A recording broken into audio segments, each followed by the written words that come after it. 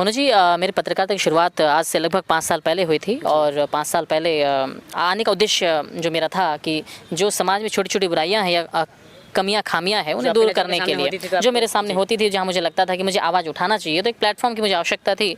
और पत्रकारिता के होता है कि कोई आपको कभी कोई फ़ोन आया, धमकाया गया या कुछ, इसके बारे में भी थोड़ा हमारे जनता को विस्तार से बताएंगे ताकि लोगों को भी लगे दिलीप भाई हर चीज़ इतनी आसानी से नहीं किया गया था। लेकिन कई पर्चे जारी किए थे, रोड में फेंक दिया गया था कि दिलीप गुहा को 10 दिन के अंदर मार देंगे। और इसमें यह कहा गया था कि बीजेपी शासन आने के बाद से दिलीप गुहा अति कर रहा है।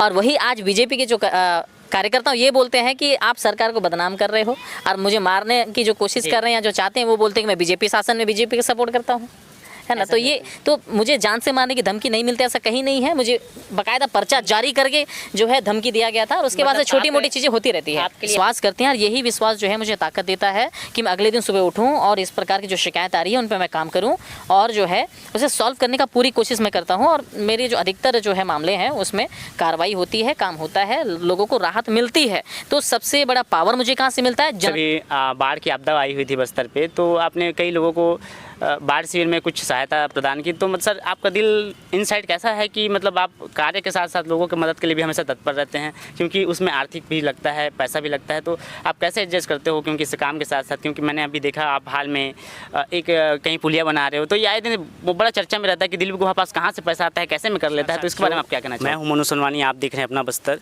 आप सभी को मालूम है मैं अपने चैनल के माध्यम से हर दिन एक कलाकार या कोई अच्छे कार्य करने वाले लोगों को अपने चैनल पर लाते रहता हूँ। और आज मेरे साथ जो शख्स मौजूद है ये बहुत ख़ास है, क्योंकि ख़ास इसलिए है दोस्तों क्योंकि ये जो फील्ड में बस्तर के सारे लोग जानते हैं, तो आइए हम आपको उनसे रूबरू कराते हैं। तो सर आपका हमारे चैनल पर स्वागत है। बहुत बहुत धन्यवाद मोनू जी, और अपना बस्तर न्यूज़ के जितने भी आपके दर्शक हैं सबको मैं नमस्कार कहना चाहूँगा। तो आप लोगों को तो बताने की ज़रूरत नहीं है, ये सर है पब्लिक रिपोर्टिंग के दिलीप गुहा सर, आप सब जानते हैं इन्हें। और बस्तर ही नहीं, सर के कार्य को पूरे देश दुनिया सभी जगह देखते हैं। तो सर मैं जानना चाहता हूँ आपको पत्रकारिता के क्षेत्र में शुरुआत कैसे हुई और कैसे लगा कि आपको यहाँ आना चाहिए? मोनू जी, मेरी पत्रकारिता की शुरुआत आज से लगभग 5 साल पहले हुई थी और 5 साल पहले आने का उद्देश्य जो मेरा था कि जो समाज में छोटी छोटी बुराइयां हैं या कमियां खामियां हैं उन्हें दूर करने के लिए जो मेरे सामने होती थी, जहां मुझे लगता था कि मुझे आवाज़ उठाना चाहिए, तो एक प्लेटफॉर्म की मुझे आवश्यकता थी। और पत्रकारिता के क्षेत्र में चौथे स्तंभ के नाते जो है मुझे प्लेटफॉर्म मिला और उसके बाद से लगातार मैं छोटी बड़ी सारी मुद्दों को जो उठाते आया हूँ। तो मेरा उद्देश्य ये है कि मैं लोगों के हित में, लोगों के लिए सही चीज़ें और सही काम कर सकूं। तो सर आप तो सुर्खियों में अभी भी ज़्यादा आ रहे हो, क्योंकि पब्लिक रिपोर्टिंग जिस प्रकार से बेबाक दबंग से काम कर रहे हैं, लेकिन इससे पहले आप कहाँ कौन से फील्ड में काम करते थे या कौन सा जो कहा जाए कि स्टेज में काम करते थे, उसको भी बारे में बताएंगे? जी हाँ, इससे पहले पत्रकारिता के फील्ड में आने से पहले मैंने कई वर्षों तक जो है सेल्स के फील्ड में काम किया है और 2 व्हीलर 3 व्हीलर जो मोटर लाइन होता है उसमें मैंने सेल्स का काम किया था। उसके बाद धीरे से फिर जो है पत्रकारिता की मेरी शुरुआत हुई है। पब्लिक रिपोर्टिंग जो शुरुआत करने की मतलब कैसे हुई सर, कि पब्लिक रिपोर्टिंग बनाया जाए और इसमें काम किया जाए, ये मतलब इसकी मतलब स्टार्ट कैसे हुई आप? पब्लिक रिपोर्टिंग की स्टार्ट जो हुई थी आज से लगभग 3-4 साल पहले हुई थी, क्योंकि जब मैं पत्रकारिता फील्ड में आया था तो एक अखबार के थ्रू आया था और ये था कि अपना कुछ करें ताकि हमारे ऊपर कहीं से दबाव ना हो। क्योंकि देखिए सबसे बेसिक चीज़ें हर कोई जानते हैं कि हम जब भी किसी बड़े चैनल या संस्था के नीचे काम करते हैं तो हमारा जो है एक दायरा तय हो जाता है। वो चाहेंगे कि कौन सा खबर उनको चलाना है, कितना चलाना है, कितनी देर का चलाना है, कौन सी चीज़ें दिखाने लायक, कौन सी नहीं है। तो ऐसे में सोशल मीडिया जो जी चूँकि ये पब्लिक रिपोर्टिंग PR न्यूज़ जो है सोशल मीडिया प्लेटफॉर्म पे अवेलेबल है, यूट्यूब पे और फेसबुक पे। तो अगर मैं खुद अपने ही चैनल पे चीज़ें चलाऊंगा तो मेरे लिए कोई बंदिशें नहीं होगी। तो इस तरीके से जो है PR न्यूज़ की जो है शुरुआत हुई है। सर हम जानना चाहते हैं आप जिस प्रकार से मुद्दों को उठाते हैं बस्तर में आए दिन, भ्रष्टाचार को लेके या कई जगह कुछ जो करप्शन हो रहे हैं उनको लेके, तो मतलब आपके साथ ऐसा नहीं होता? क्योंकि आए दिन हम देखे हैं कि बस्तर में पत्रकारिता करना कितना मुश्किल है। हमारा भाई था एक मुकेश चंद्राकर, जिसकी एक दर्दनाक हादसा हो गई क्योंकि उन्होंने भी सरकार के खिलाफ या हो रहे भ्रष्टाचार को दिखाया था। तो सर अब कभी ऐसा होता है कि आपको भी मतलब इतने, क्योंकि आप तो उनसे भी बढ़ के बड़े बड़े लोगों से मतलब भ्रष्टाचार के खिलाफ जनता के लिए लड़ते रहते हो, तो कभी होता है कि कोई आपको कभी कोई फ़ोन आया, धमकाया गया या कुछ, इसके बारे में भी थोड़ा हमारे जनता को विस्तार से बताएंगे ताकि लोगों को भी लगे दिलीप भाई हर चीज़ इतनी आसानी से नहीं कर रहे हैं, अंदर की बात जो है वो जनता जानना चाहती है। जी हाँ मनोज जी, पत्रकारिता जो है काफ़ी चैलेंजिंग है और हर खबर के पीछे ऐसी चीज़ें होती है कि जो ऑन कैमरा लोगों को नहीं दिखती है। और अगर एक किस्सा मैं आपको सुनाऊं, 1 से 1.5 साल पहले की ये बात है, जब मैं शहर पे नहीं था उस वक्त मेरे नाम पे जो है एक पर्चा जारी किया गया था। एक नहीं, कई पर्चे जारी किए थे, रोड में फेंक दिया गया था कि दिलीप गुहा को 10 दिन के अंदर मार देंगे। और इसमें ये कहा गया था कि बीजेपी शासन आने के बाद से दिलीप गुहा अति कर रहा है। और वही आज बीजेपी के जो कार्यकर्ता ये बोलते हैं कि आप सरकार को बदनाम कर रहे हो और मुझे मारने की जो कोशिश कर रहे हैं या जो चाहते हैं वो बोलते हैं कि मैं बीजेपी शासन में बीजेपी का सपोर्ट करता हूँ, है ना। तो ये तो मुझे जान से मारने की धमकी नहीं मिलती, ऐसा कहीं नहीं है। मुझे बाकायदा पर्चा जारी करके जो है धमकी दिया गया था और उसके बाद से छोटी मोटी चीज़ें होती रहती है। आपके लिए आसान नहीं है सर, कि आसान नहीं है ये खबर को दिखाना निडरता से। कहीं ना कहीं आपको भी मतलब सभी के एक फैमिली होते हैं, तो आप मतलब आपको कहाँ से ऐसा प्रेरणा और ताकत मिलता है कि नहीं मुझे देश के लिए, जनता के लिए करना है और सबसे लड़ना है, भले दुश्मनी क्यों ना हो? ये कैसे मतलब अंदर से आपको प्रेरणा आती है या क्या सोच आती है जो आप इतने बेबाकी से भ्रष्टाचार के खिलाफ लड़ने को तैयार रहते हैं सर? मोनू जी, मैं आपको बताना चाहूँगा वो इंस्पिरेशन कहाँ से मिलती है या फिर ताकत कहाँ से मिलती है। जो पब्लिक है, जो जनता है, मेरे वीडियोस को देखते हैं, शेयर करते हैं और उम्मीद करते हैं कि जब कोई चीज़ें मुझ तक आएगी और वो चीज़ें ठीक हो सकती है। जी। किस हद तक होगी ये तो नहीं, लेकिन उम्मीद करते हैं, लोगों का जुड़ाव है, लोग विश्वास करते हैं और यही विश्वास जो है मुझे ताकत देता है कि मैं अगले दिन सुबह उठूं और इस प्रकार की जो शिकायत आ रही है उन पर मैं काम करूं और जो है उसे सॉल्व करने का पूरी कोशिश मैं करता हूं। और मेरे जो अधिकतर जो है मामले हैं उसमें कार्रवाई होती है, काम होता है, लोगों को राहत मिलती है। तो सबसे बड़ा पावर मुझे कहाँ से मिलता है? जनता से मिलता है, क्योंकि हम लोगों के लिए काम कर रहे हैं। किसी न किसी को तो करना पड़ेगा मनोज जी। बिल्कुल। हर कोई अगर एक ही चाल में चले या एक ही प्रकार का काम करे तो फिर ये संभव नहीं है। भीड़ से निकल करके ऐसे कामों का अंजाम देना पड़ेगा जो नहीं कर रहे हैं, वरना ये वही हो गया, कितने आए कितने गए वाले जो है। ये चीज़ें जो लोग मान के बैठे हुए हैं उनके लिए संदेश है कि भैया पत्रकारिता और जनरेशन चेंज हो रहा है, वक्त के साथ ये फैल रहा है। और आज के समय आप सोशल मीडिया पे देख लो कि जितने भी एकदम ज़रूरत की चीज़ें हैं वो सोशल मीडिया इन्फ्लुएंसर उठा रहे हैं लगातार। अभी रिसेंटली एक मामला आया था अंबिकापुर का, मैंने वो वीडियो देखी और उसमें जो है एक युवती वीडियो सड़क का बनाते हुए नजर आ रही है और उसके खिलाफ बाद में सुनाई आया था कि एफआईआर करने की धमकी दे रहे हैं या जो है मैंने भी देखा किसी प्रकार का हाँ उसको जो है धमकाया जा रहा है। तो आज की डेट में सोशल मीडिया पे जितना एक्टिव होके लोगों को दिख रहा है कि काम कर रहे हैं, उसके पीछे मुसीबतें उतनी ज़्यादा है, उतनी ज़्यादा चीज़ें फेस करना पड़ता है। तो ऐसे में इंस्पिरेशन एक पत्रकार को या एक सोशल मीडिया इन्फ्लुएंसर को आप लोगों के सराहना से मिलती है और यही सबसे बड़ी ताकत एक पत्रकार की होती है कि जनता उसके काम को किस प्रकार से सराहना करती है। भैया ये तो आपकी एक जर्नी थी जिसे हम सुन रहे थे, लेकिन एक चीज़ आपका मतलब इनसाइड हम देखें दिलीप गुहा क्या है, तो दिलीप गुहा एक सेवक भी है, क्योंकि हमने देखा है आप आए दिन लोगों का मदद करते रहते हो। जैसे अभी बाढ़ की आपदा आई हुई थी बस्तर पे, तो आपने कई लोगों को बाढ़ शिविर में कुछ सहायता प्रदान की। तो मतलब सर आपका दिल इनसाइड कैसा है कि मतलब आप कार्य के साथ साथ लोगों की मदद के लिए भी हमेशा तत्पर रहते हैं, क्योंकि उसमें आर्थिक भी लगता है, पैसा भी लगता है, तो आप कैसे एडजस्ट करते हो क्योंकि इस काम के साथ साथ? क्योंकि मैंने अभी देखा आप हाल में एक कहीं पुलिया बना रहे हो, तो ये आए दिन वो बड़ा चर्चा में रहता है कि दिलीप गुहा पास कहाँ से पैसा आता है, कैसे में कर लेता है, तो इसके बारे में आप क्या कहना चाहोगे? ठीक है, इसके लिए मैं 2-3 बेसिक चीज़ें बताता हूँ कि सबसे पहली चीज़ें मेरे 2-3 बिजनेस सेटअप्स हैं, जैसे मोबाइल का शॉप है जी, टेंट हाउस है जी, इसके अलावा प्लम्बिंग का मेरे काम चलता है। इन सब सारी चीज़ों से घर चलाना आसान है। और जो पब्लिक के लिए मैं पैसा लगा रहा हूँ मेरे सोशल मीडिया अकाउंटों से, यानी कि आप जो वीडियो फेसबुक पे देख रहे हैं या यूट्यूब पे देख रहे हैं, तो उनसे मुझे जो भी रेवेन्यू जनरेट होता है वो सारे पैसों को मैं लोगों के हित के लिए, लोगों के काम के लिए इस्तेमाल कर रहा हूँ। और मैंने ये अनाउंसमेंट किया था लोगों के सामने कि जी, ये लगभग 6 महीना साल भर पहले की बात है कि YouTube से होने वाले अर्निंग का 30% मैं लोगों की हेल्प में लगाऊंगा, लेकिन आज उसे मैंने 100% कर दिया है और अपने बिजनेस से आने वाले रुपयों का भी जो है मैं इसमें इस्तेमाल कर रहा हूं। और अगर आप लोगों का इसी प्रकार से भरोसा और विश्वास रहा तो हम जो है इसे और बढ़ाएंगे, हमारा टारगेट और बड़ा होगा। हमारा उद्देश्य बस ये है कि हम लोगों की सेवा कर सके, क्योंकि भैया जब हम 50 साल के होंगे या 55 साल के होंगे और जिनकी सेवा हम कर चुके होंगे वही लोग हमारा ख्याल रखेंगे। हो सकता है जिस गाँव की सड़क बनवाने में मदद कर रहा हूँ और उस सड़क से वो बच्चा गुजर के जाए और उसे पता हो कि इस सड़क को बनवाने में दिलीप गुहा ने मदद की थी, या फिर वो बच्चा जिसका मकान मैं बनवा रहा हूँ या वो पुलिया मैं बना रहा हूँ जहाँ से लोग पार करके आ रहे हैं, और जब मेरा हाथ पैर चलना बंद हो और वो बच्चे बड़े हों तो हो सकता है मुझे कहीं लाइन में ज़्यादा देर खड़ा होना ना पड़े, क्योंकि वो उस मुकाम पे अगर होंगे, उस ऑफिस में होंगे, उस दुकान पे होंगे, तो मेरे लिए वो सबसे पहले करना चाहेंगे। और ये शायद एक सेटिस्फेक्शन ही है, एक आपकी सोच को सलाम सेटिस्फेक्शन है कि इसीलिए इतना कुछ मैं कर रहा हूँ।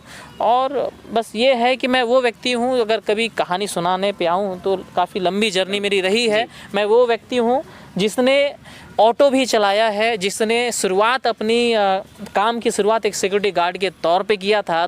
लोगों के लिए मैं दरवाजे खोलता था। सर मेरे लिए भी नया था, मुझे भी नहीं मालूम था। जी हाँ, आज तो ये स्टोरी बहुत कम लोगों को पता है कि जैसे ही मैंने स्कूल से मैं निकला, क्योंकि देखिए आर्थिक स्थिति हमारे परिवार की उतनी ज़्यादा अच्छी नहीं थी। इतना था कि पिताजी कमा के भरपेट खाना खिला सकते थे, लेकिन शौक या कोई चीज़ें या बहुत सारा अगर कुछ हम करना चाहें तो वो चीज़ें अवेलेबल नहीं थी। तो 12वीं के बाद मैं गया सिक्योरिटी गार्ड का काम करने। लगभग साल भर मैंने सिक्योरिटी गार्ड का काम किया। मतलब मैं लोगों के दरवाज़ा खोलता था, 3-4 हज़ार रुपये मिलता था, साइकिल में आना जाना करता था, उसमें गुजारा करता था।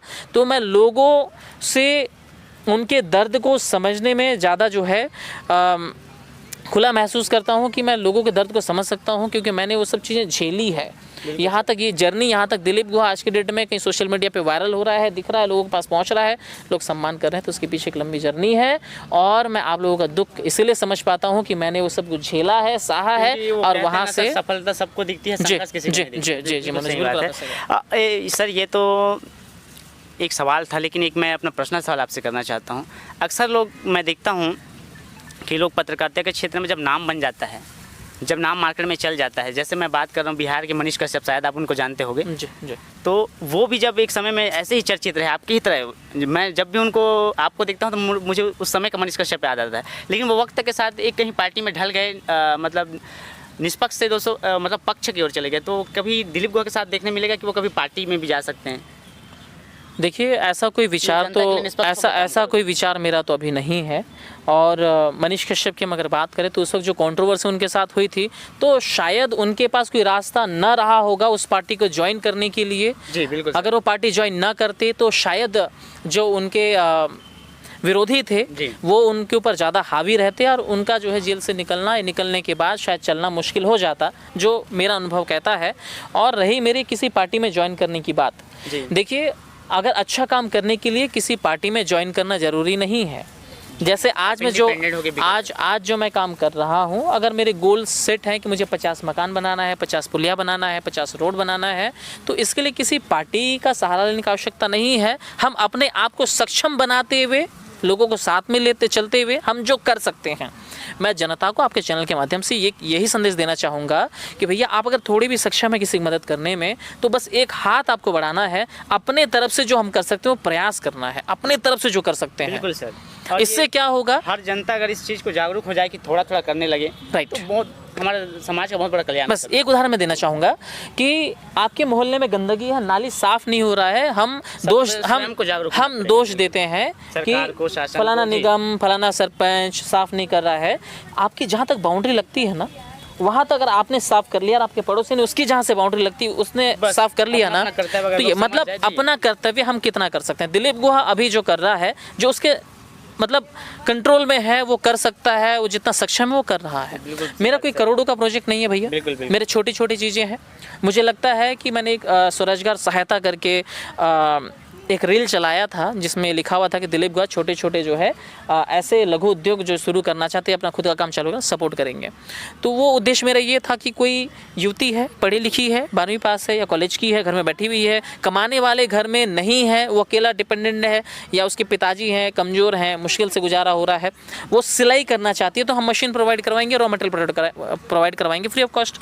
कोई है जो गाँव में मुर्गा कटिंग का, चलो ये भी नहीं, उदाहरण के तौर में बता रहा हूँ, कोई मैकेनिक है, किसी के अंडर काम कर रहा है, पारिवारिक स्थिति सही नहीं, आने जाने में दिक्कत होता है, लगता है हमारे पास आएगा, सक्षम हम है अगर उसको करने में, तो भैया हम उसको एक सेटअप लगा के देंगे कि आप ये जो पाना पिंचिस जो आता है आप इसको रखो, आपके पास दुकानें नहीं है, हम अगर कहीं हैं तो देखिए तो हमें बताओ, हम करके देंगे।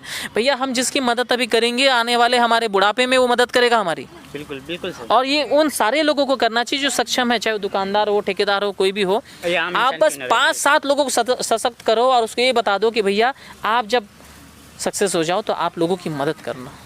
बिल्कुल सर। आपकी सोच सुन के मुझे ऐसा लगता है कि ये सोच सबसे पहले कि एक जन सेवक, एक जनप्रतिनिधि को करना चाहिए, जो आप एक आम नागरिक होकर करते हो।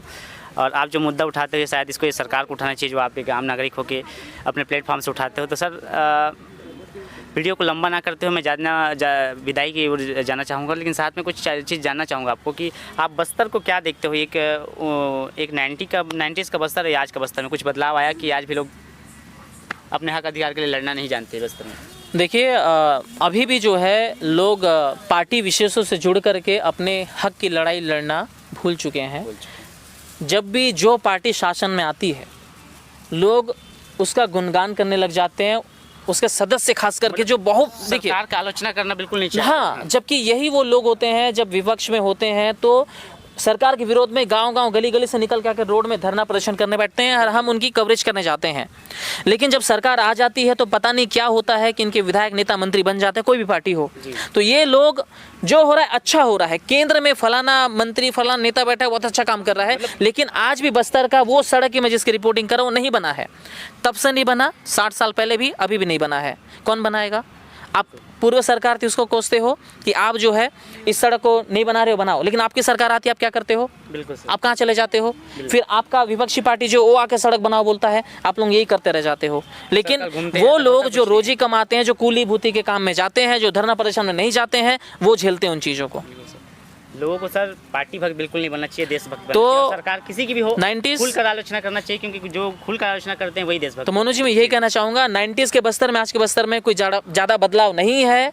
आप गांव विजिट कीजिए, डिजिटल हो गया, लेकिन गांव जाके देखिए। एक ऐसा गांव बता दो जो 60 साल में पूरी तरीके से उसमें नाली की व्यवस्था हो चुकी है, पूरी तरीके से उसमें जो है सड़कें बन चुकी है, पूरी तरीके से जो सारे स्कूल मजबूत और एकदम ऐसे हैं कि जहाँ सुव्यवस्थित तरीके से पढ़ाई हो रही हो, या उस स्कूल में सारे टीचर्स हों, या उस गांव में लाइट की समस्या ना हो। आप मुझे एक बात बताओ, एक छोटे से उदाहरण देना चाहूँगा उन नेता मंत्रियों को और उन अधिकारियों को कि जब भी एक कॉलोनी कहीं पर प्लॉट कटता है, बड़ा कॉलोनी बनता है, उसमें पूरी तरीके से बड़ा से बड़ा कॉलोनी आधा किलोमीटर चौड़ा लंबा बन जाए, 200 घर बन जाए, वहाँ पर नाली पूरी तरीके से नाली बनाने में, पूरी तरह से बिजली पहुँचाने में, पूरी तरह से सड़कें बनाने में कितना समय लगता है? तो एक गांव में नाली बनाने के लिए अगर कोई सरपंच या कोई विधायक ये ठान ले कि मैं सबसे पहले एक गांव पकड़ूंगा, सबसे पहले जितने नाली बनाना है सब मैप मंगाओ, सब नाली बना लेते हैं, उसके बाद फिर सड़कें बनाएंगे, सरकारें क्या संभव नहीं है? जनता को इस्तेमाल करती है, जनता समझ नहीं पाती, क्योंकि जो वो काम चुनाव के वक्त इतना स्पीड की गति ले लेती है, वो चुनाव के बाद आखिर कैसे बंद हो जाती है, स्लो हो जाती है। जनता को समझना है। मुझे जो लगता है मोनू जी कि जैसे एक विधायक है, विधायक के पास जो मत आता है उससे वो काम करवाता है, लेकिन बहुत सारी चीज़ों के लिए उसको ऊपर देखना पड़ता है कि मंत्री जी कुछ दे दो। बिल्कुल। और मंत्री जी फिर कहाँ देखेंगे? मुख्यमंत्री को। वो मुख्यमंत्री कहाँ देखेंगे? डिपार्टमेंटों को। आखिरी में घूम फिर के आके प्रशासन के पास अटकता है बात। इधर से रेवेन्यू जनरेट कर चाहे जीएसटी हो, जीएसटी डिपार्टमेंट भेजेगा पैसा कलेक्ट करके जी। चाहे आप जो है शराब इनकी ये बिकती है जी, शराब बिक्री होगी तो ये पैसे इकट्ठा करके उधर भेजेंगे, सब जगह इकट्ठा करके जब तक ये योजना नीचे लाते हैं तब तक लोग परेशान हो जाते हैं। बिल्कुल सर। बस ये है कि भैया जो करना है डिसाइड कर लो, जिसके पास जो पावर है उसका पूरी तरह इस्तेमाल करना चालू कर दे। विधायक के पास जो मद आता है वो मद का 100% इस्तेमाल करना चालू कर दे। पार्षद के पास जो मद आता है पूरा 100% इस्तेमाल करना चालू कर दे, तो फिर जो है समस्याएं स्पॉट पे ख़त्म हो सकती है। आइडेंटिफाई करो, उसको सुधारो, लेकिन ये सिस्टम नहीं चल रहा है। सब एक के ऊपर एक देखते हैं। पार्षद को बोलोगे या सरपंच को बोलोगे विधायक को टिकाएगा, विधायक को बोलोगे मंत्री को टिकाएंगे, मंत्री को बोलोगे मुख्यमंत्री को टिकाएंगे। हमारे देश में जनता आ करके देखते रहती है कब होगा नहीं होगा। और ये वही जनता है जिसमें 90% किसी ना किसी पार्टी से जुड़े हुए लोग हैं, 90%। और ये लोग अब जब जिसका पार्टी जीतता है वो लोग बोलना बंद कर देते हैं। जो लोग तभी तक बोलते हैं जब पार्टी सत्ता में मतलब सरकार होती है, और जब विपक्ष के आदमी आवाज़ उठाते हैं, जब वो विपक्ष भी सरकार में आता है तो चुप हो जाते हैं, नहीं होते बिल्कुल हैं। सही। बताइए। बिल्कुल सही है सर ये बात। तो इस प्रकार की चीज़ें हैं। और मैं एक आखिरी चीज़ ये बोलना चाहूँगा आपको कि बस्तर में मैंने एक चीज़ ये देखा है कि अधिकतर जब मैं लोगों से मुलाकात करता हूँ जी और जो अपने अनुभव से मैं बता सकता हूँ कि लोगों की मांगे जो है कोई बड़ी बड़ी नहीं है, बिल्कुल बेसिक सी, बहुत बेसिक सी चीज़ें हैं। नल सड़क बस छोटी छोटी से हमारे बच्चे स्कूल जाते हैं, हमें सड़क अच्छी चाहिए, हम चलते हैं हमको सड़क अच्छी चाहिए, हमें इलाज कराना है, आप इस अच्छे से व्यवस्था करवा दो, स्वास्थ्य केंद्र की आप अच्छी व्यवस्था स्कूल की करवा दो, वन टाइम इन्वेस्टमेंट है। ये चीज़ें एक बार बनती है ना, 5 से 10 साल आंख बंद करके चलती है, नहीं देखना पड़ता। अच्छी सड़क बनेगी 10 साल बहुत अच्छे से जाएगी, अच्छी बिल्डिंग आप बना दोगे, डॉक्टर्स अपॉइंट कर दोगे तो डॉक्टर तो सालों साल काम करेंगे, बिल्कुल है ना। एक चैनल प्रॉपर आप बना दोगे कि भैया दवाइयाँ समय पहुँचनी चाहिए, किताबें सही से पहुँचनी चाहिए, बस अपने अपने किरदार को सही से निभाया जाए तो ये जो बस्तर है, जो 90s का बस्तर अभी भी लगता है। ये देखो ये क्या है पता है आपको, जहाँ दलपत सागर बैठे हो जगदलपुर के, इसे डेवलप किया गया है बोला जा रहा है। क्या किया गया? डेवलप किया गया है। आप आके देखो, एक लाइट नहीं जलती भैया ढंग से, बना दिए, भूल गए। सड़क बनाते भूल जाता है, गड्ढे पड़े रहते हैं, लोग गिर रहे पड़ रहे हैं। सही है। एक डिपार्टमेंट कोई बता दो जो एकदम प्रॉपर तरीके से काम कर रहा हो, एक डिपार्टमेंट बता दो। पुलिस को छोड़ दो आप, बिल्कुल कई अस्पतालों में आपको जो है अस्पतालों में डॉक्टर्स नहीं मिलेंगे, डॉक्टर्स अगर नहीं है तो उनकी भर्ती भी नहीं हो रही है। स्कूल में देखो तो स्कूल में शिक्षक व्यवस्था युक्तियुक्तकरण निकाला गया, शौचालय नहीं है, कहीं शौचालय नहीं है, कहीं टीचर जहाँ थे वहाँ से गायब कर दिए गए, कहीं और जहाँ नहीं थे पता नहीं क्या चल रहा है। सर के आसपास भरपूर टीचर हैं, सर के आसपास, लेकिन गाँवों के स्तर जाकर देखो, एक कहीं शिक्षक, कहीं 2 मुश्किल से हैं, तो एक छुट्टी में रहता है, तो या तो हैं तो बेचारों को इतना काम पकड़ा दिए, 10-10, 20-20 लोग ऑनलाइन एंट्री काम पकड़ा दिए हैं, को पढ़ाएंगे को काम करेंगे। बिल्कुल सर। मैन पावर की कमी है, लोग हल्ला कर रहे हैं हमको जो है आप नौकरी दो, वैकेंसी खाली पड़ी है, नौकरी पे ले नहीं रहे हैं, लेकिन शराब की दुकानें तो खुलनी है, बिल्कुल है ना। बड़े बड़े भवन बनाने हैं। सरकार जब तक लोगों को अनपढ़ रखेगी और शिक्षा से वंचित रखेगी, तब तक सरकार इस देश में ना उनसे सवाल, क्योंकि कहते हैं कि शिक्षा जो है सवाल पैदा करती है, और ऐसे धार्मिक मुद्दे में अगर लोग व्यस्त रहेंगे तो फिर सवाल पूछना भूल जाएंगे। ये बात मैं धार्मिक मुद्दे पे आपने जो कहा कि धर्म सर्वोपरि है, लेकिन सर्वोपरि साथ में होना क्या चाहिए, शिक्षा भी जरूरी है। एक मुझे बात बताइए, जब आप माता पिता का चुनाव करने पे जाएंगे तो क्या सिर्फ माता को चुनेंगे या पिता को चुनेंगे? दोनों सर्वोपरि रहेंगे, मैं भी यही बोल, चाहे कोई भी हो।